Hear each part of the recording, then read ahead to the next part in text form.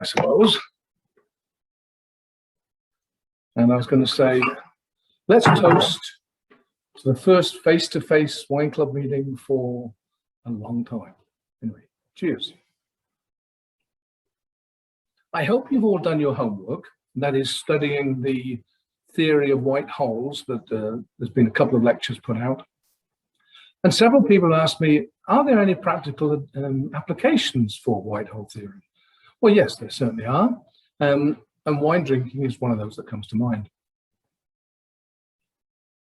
Say you are going somewhere where alcoholic beverages are not allowed, and you might want a glass of wine. Well, there's nothing more useful than an invisible glass of wine. So you just get your white hole cloaking device, and you can take your wine with you. The only thing is, you might look a little bit silly walking around like this, but that's okay. So you can drink your wine and people won't notice. That's rather nice. Yeah, it's all gone now. Now, I know there's some skeptical people here, and I really have finished it, and I can show you by, you see, it's totally empty. Now, I could just feel that skepticism in the audience. Let me show you again. Here's my invisible glass, okay?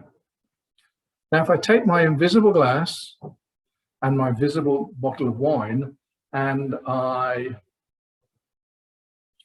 fill up my glass,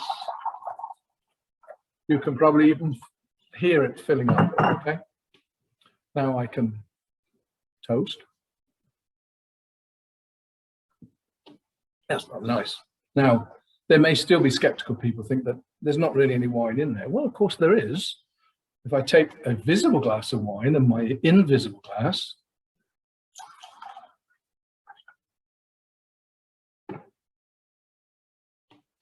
there we have it, totally invisible. So you can see there are uses.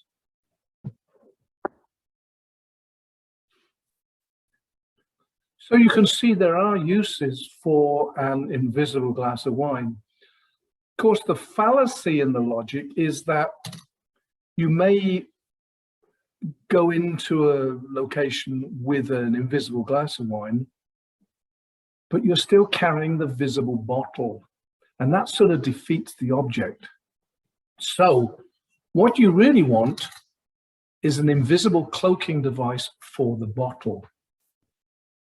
So applying white hole theory,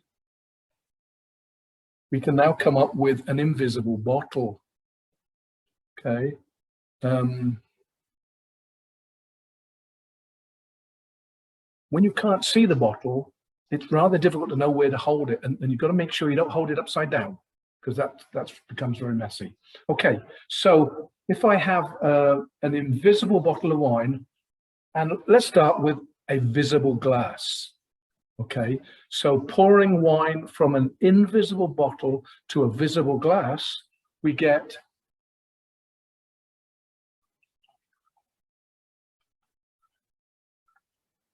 wine.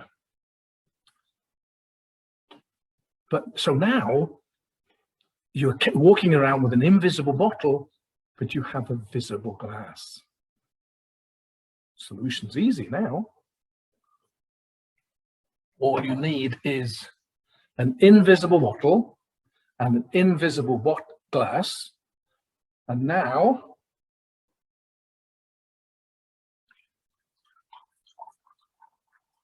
no wonder you can see that wine, but it's there. So now you can walk around this place that doesn't allow alcohol with an invisible bottle and an invisible glass, and you can be drinking wine. Okay. The only thing is, you've got to be careful how people view you. That if you're walking around like this and like that, pouring this into that and drinking that, people may think you're a little bit loony. So use the technique with discretion. Remember, the Taste Divine, the image of Taste Divine Club goes with you wherever you go. So keep the secret with you, and happy first wine club meeting.